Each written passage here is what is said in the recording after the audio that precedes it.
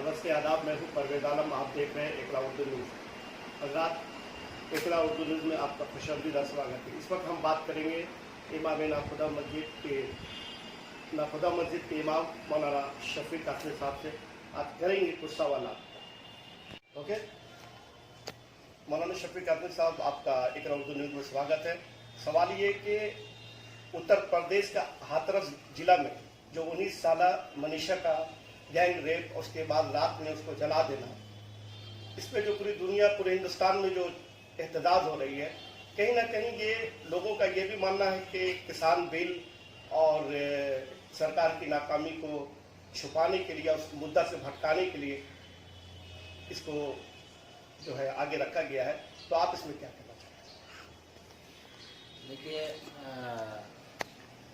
बहुत ही अफसोस की बात है कि उत्तर प्रदेश में जब से योगी हुकूमत आई है, उत्तर प्रदेश पूरा जंगल राज बन गया है जी। और हकीकत यह है कि उत्तर प्रदेश जंगल राज का मतलब होता है ठाकुर राज। ठाकुरों की तारीख रही है, उसने हमेशा अपने अलावा दूसरों को हमेशा उसकी इज्जत आबरू लूटी है, उस पर कब्जा किया है, उसकी जायदाद को कब्जा किया है। और इसकी पूरी की पूरी सरपरस्ती उत्तर प्रदेश के चीफ मिनिस्टर कर रहे हैं और उसके जो आका हैं, जो हमारे देश के प्रधानमंत्री हैं, वो भी कर रहे हैं। अगर इन लोगों को इतने बड़े भयानक क्राइम का थोड़ा भी दर्द होता,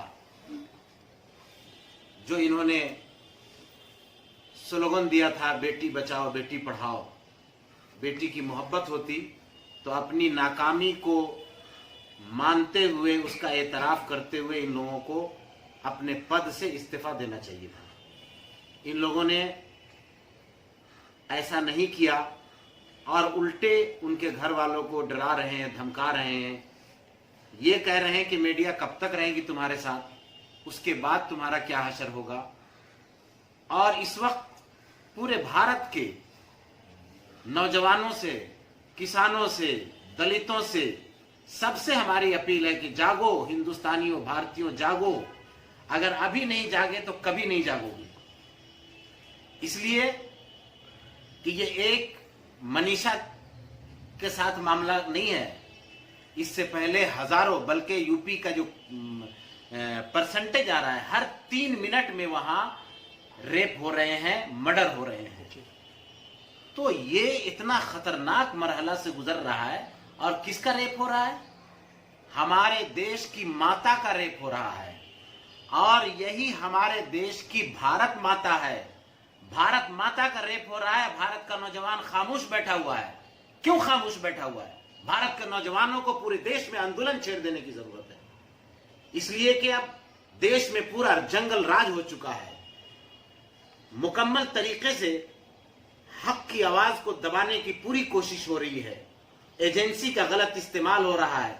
जो भी हुकूमत पर सवाल उठाता है उसके खिलाफ एजेंसी लगा दी जाती है, उसको हरासमेंट किया जाता है। इसलिए मैं देश के तमाम मुहिब्बे वतन से, तमाम देश से मोहब्बत रखने वालों से हम ये अपील करते हैं कि आप इस वक्त सिर्फ भारतीय होने के नाते भारत के भविष्य को अगर बचाना है तो उठिए और ऐसे लोगों को उसके पद से हटाइए, उसको इस्तीफा दिलवाइए।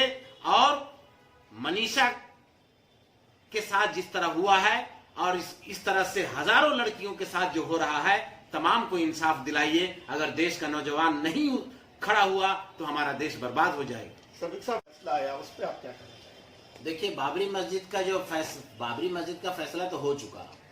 ये तो अभी उसके जो तोड़ने वालों को बरी कर दिया गया है।